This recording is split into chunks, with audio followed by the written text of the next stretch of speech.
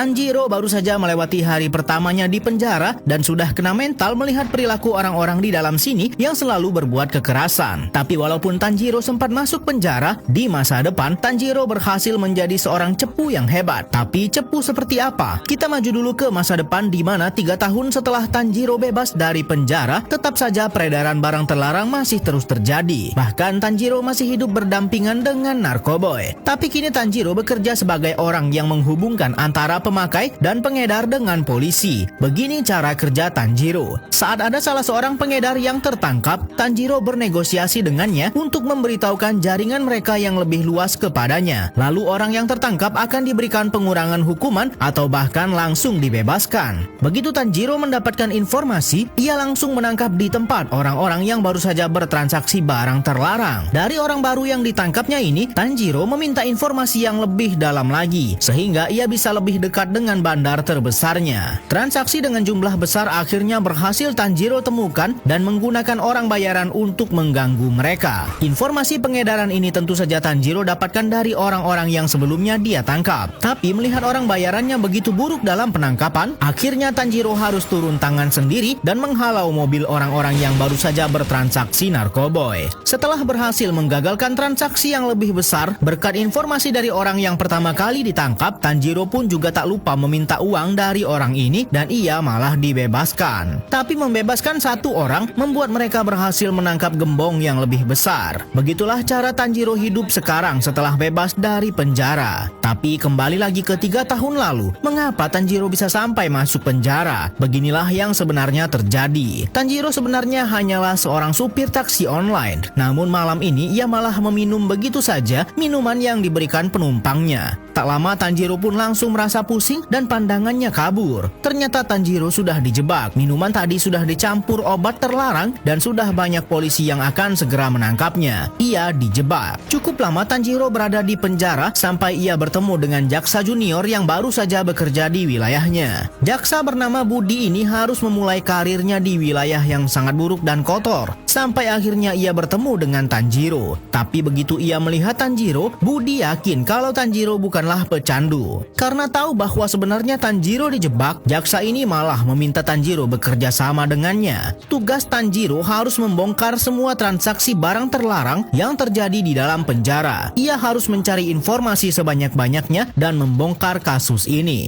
Tanjiro pun sampai harus rela terus-terusan dipukuli untuk menarik perhatian napi yang diduga mengedarkan barang terlarang di penjara. Dengan melakukan ini, Tanjiro bisa mendapatkan perhatiannya dan berteman dengan si pengedar. Akhirnya setelah mendapat informasi yang cukup banyak, jaksa Budi mendapatkan bukti semua kejahatan di penjara ini dan ia pun mendapat promosi ke wilayah yang lebih bagus dan jabatan yang lebih tinggi. Tanjiro juga dipindahkan ke rumah tahanan yang lebih aman. Kini hubungan Tanjiro dan juga jaksa Budi semakin dekat. Bahkan mereka sampai minum bersama padahal Tanjiro saat ini masih berstatus tahanan. Begitulah kerjasama Tanjiro dan juga jaksa Budi terus terjalin sampai bertahun-tahun dan Tanjiro keluar dari penjara. Tanjiro bekerja sebagai seorang cepu. Ia mencari informasi sebanyak-banyaknya dari pengedar narkoboy dan memberikan informasi itu kepada jaksa Budi. Jaksa Budi berhasil naik pangkat karena berhasil membongkar kasus gembong narkoboy berkat informasi dari Tanjiro dan memenuhi ambisinya yang gila jabatan. Tapi di wilayah baru tempat jaksa Budi bekerja, tak hanya dirinya yang giat dan ingin membongkar gembong narkoboy. Ada juga Pak Joko yang merupakan kepala pemberantasan narkoboy di kepolisian. Pak Joko dikenal sebagai orang yang sangat mahir memecahkan kasus pengedaran barang terlarang.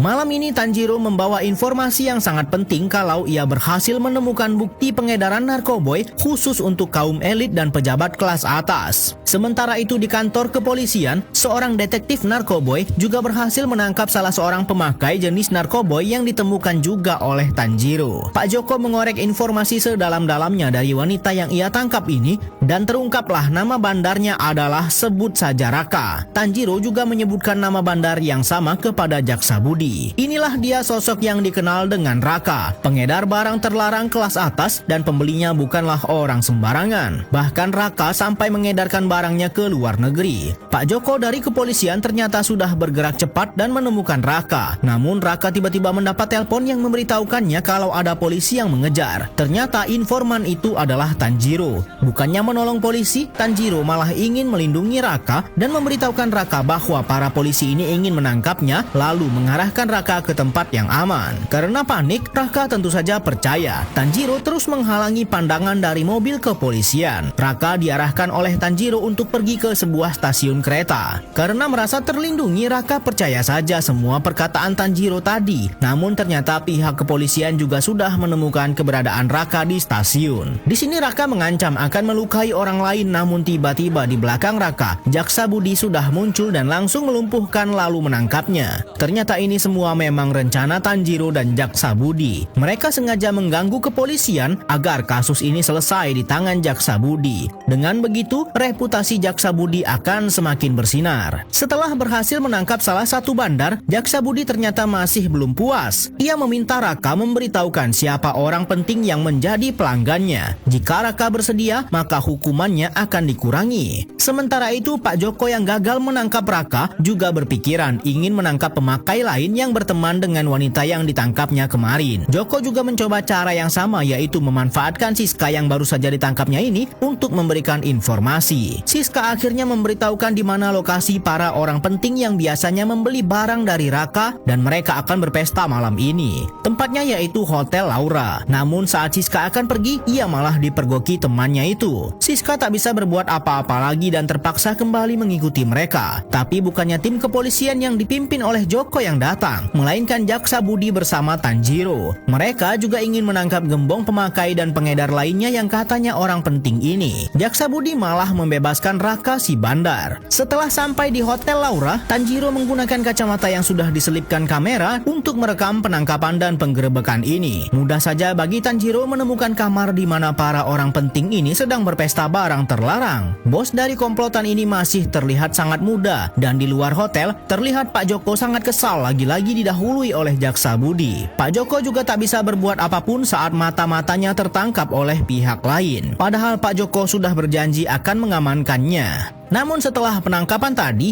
anehnya bos muda yang baru ditangkap Jaksa Budi malah terlihat ada di ruangannya bersama seorang pengacara. Ternyata bos muda ini adalah anak calon presiden dan menawarkan Jaksa Budi promosi jabatan jika saja membereskan semua permasalahan anak presiden ini yang terlibat dengan pengedaran barang terlarang. Setelah bernegosiasi dengan pengacara anak presiden, terlihat Jaksa Budi juga merencanakan sesuatu dengan Raka. Kekacauan juga terjadi di kantor kepolisian. Anggota dari kejaksaan, tepatnya bawahan Jaksa Budi, malah menangkap Pak Joko dengan alasan sudah bekerja sama dengan pengguna narkoboy dan diduga ingin menghalangi pekerjaan para jaksa.